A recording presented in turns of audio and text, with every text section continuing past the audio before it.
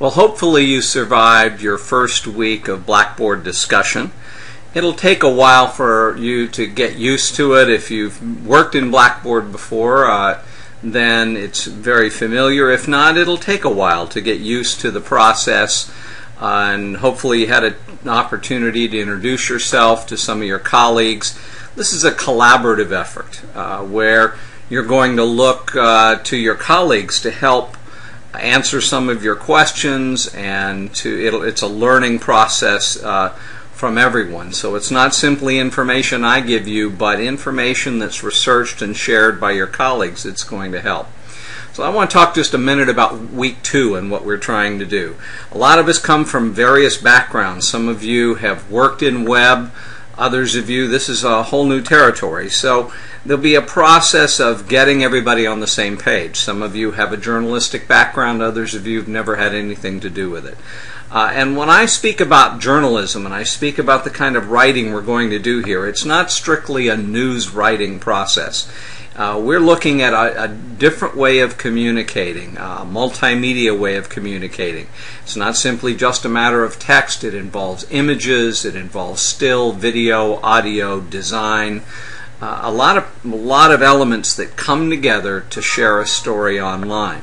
So we'll be looking at our writing, but we're going to also be looking at other ways of developing and presenting a story.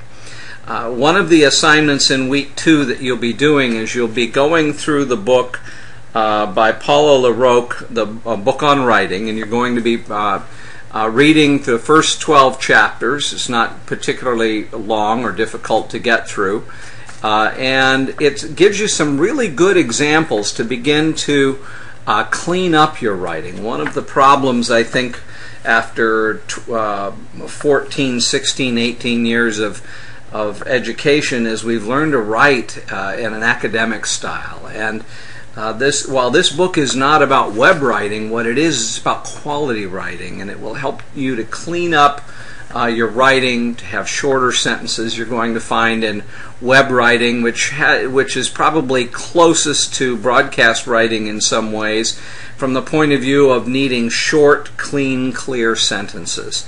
So we will spend some time in going through those principles. You'll have a little assignment that'll be due at the first of next week to outline and illustrate some of these principles, take them beyond what we learn in the book and begin to apply them, to create some content using these principles. You will find that assignment will be listed in week 3 under assignments, because that's when it's due, is at the beginning of week 3, so you'll go in there under the assignments to find more about that. But I want to start by, if you look at the screen, and we'll go to week 2. And under week 2, I just want to cover some of the things we're going to be looking at. We'll look at some of the media attributes. What is it that print media is best at doing? What is broadcast most effective at doing?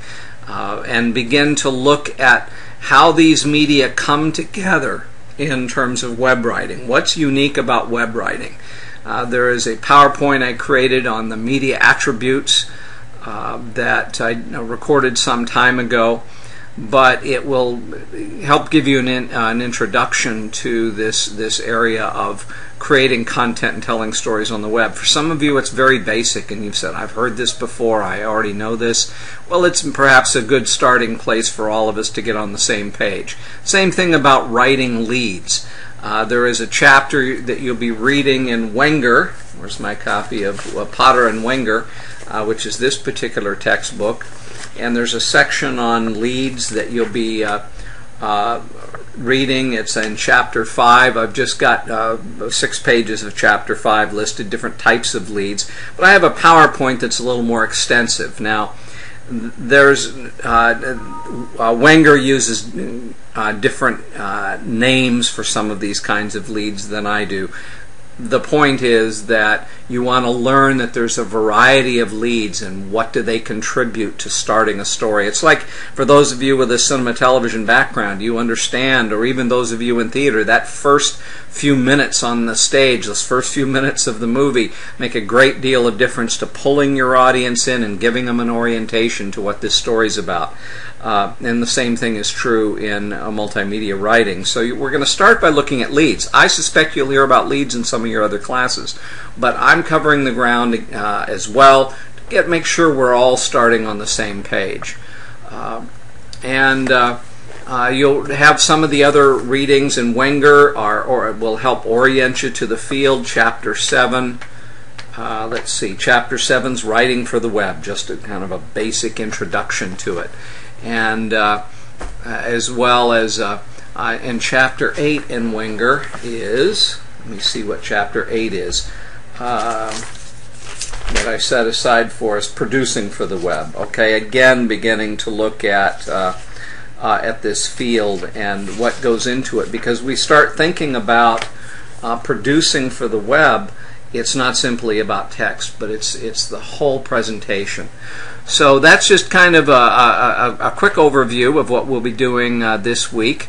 And we'll also be discussing on the discussion board your first blogs that you'll be turning in on Wednesday night by midnight at the beginning of the week, and we'll look at each other's blogs and give each other some feedback.